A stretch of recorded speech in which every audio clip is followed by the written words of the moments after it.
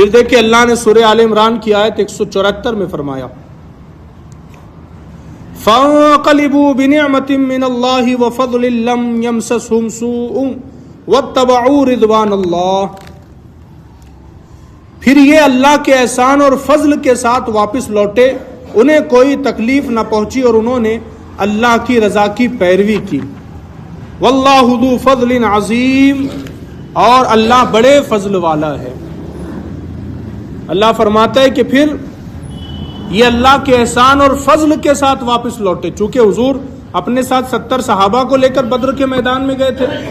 تو اب وہاں پر ابو سفیان اور کفار مکہ تو آئے نہیں جنگ کرنے کے لیے، وہ تو نہیں آئے،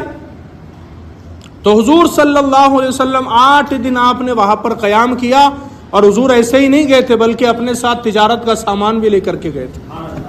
کیونکہ حضور جانتے تھے کہ جنگ تو ہونی نہیں ہے، اسی لیے صرف 70 صحابہ کو لے کر اور مارے تجارت لے کر حضور صلی اللہ علیہ وسلم گئے تھے۔ تو وہ کفار تو کچھ آئے نہیں، حضور صلی اللہ علیہ وسلم نے 8 دن وہاں قیام کر کے تجارت کی،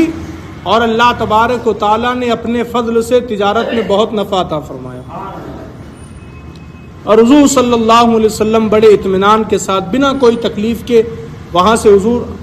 واپس لوٹ کر کے آئے، اور اللہ نے فرمایا وَاتَّبَعُوا رِضْوَانَ اللَّهِ، اور انہوں نے اللہ کی رضا کی پیروی کی۔ تو آپ دیکھیں جب کوئی بندہ اللہ کی رضا کی پیروی کرتا ہے تو اگر سامنے سپر پاور طاقت بھی ہونا تو وہ بھی اس کا کچھ نہیں بگاڑ سکتی۔ جب کوئی بندہ اللہ کے مرضی کے مطابق زندگی گزارتا ہے تو اگر سامنے کوئی 30 مار خواہ بھی ہونا تب بھی وہ ہمارے بال کو دھکا نہیں لگا سکتا، ہماری جان کو نقصان نہیں پہنچا سکتا۔ شرط یہ ہے اللہ تبارک و تعالیٰ کے مطابق، مرضی کے مطابق زندگی ہو، اور ہماری زبان پر ہو حسبنا اللہ ونعم الوکیل، ہمارے لیے اللہ کافی ہے، یہ ہو ہماری زبان پر، تو پھر کوئی کچھ نہیں کر سکتا۔ اور یہ ساری چیزیں تو ہمارے نبی نے ہم کو پریکٹیکلی طور پر کر کے دکھائی ہے، یعنی کہ اسلام کی جو باتیں ہیں یہ ہوا کی باتیں نہیں ہے، یہ ساری چیزیں جو ہے تو پریکٹیکلی طور پر حضور نے کی ہے۔ حضور صلی اللہ علیہ وسلم کبھی ظالم کے سامنے جھکے نہیں، کبھی دشمن سے ڈرے نہیں، یہ تعلیم ہم کو ہمارے نبی علیہ السلام نے دی ہے، اور یہ ساری چیزیں پریکٹیکل طور پر ہمارے نبی علیہ السلام نے کی ہے۔ تو یہاں پر اللہ تبارک و تعالیٰ نے ان چیزوں کا ذکر فرمایا، اور یہ جو حضور صلی اللہ علیہ وسلم میدان بدر گئے تھے، 8 دن حضور نے قیام کیا تھا، تو یہاں پر یہ چونکہ جنگ ہوئی تو نہیں تھی لیکن پھر بھی اس کو بدر صغریٰ کہا جاتا ہے، اس کو پھر بھی جو ہے تو بدر صغریٰ کہا جاتا ہے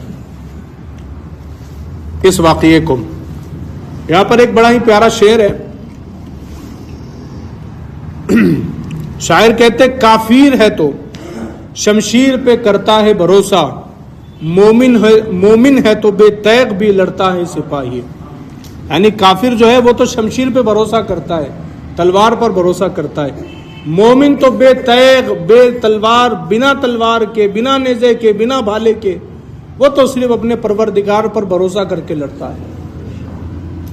کافر ہے تو شمشیر پہ کرتا ہے بھروسہ، مومن ہے تو بے تیغ بھی لڑتا ہے سپاہی۔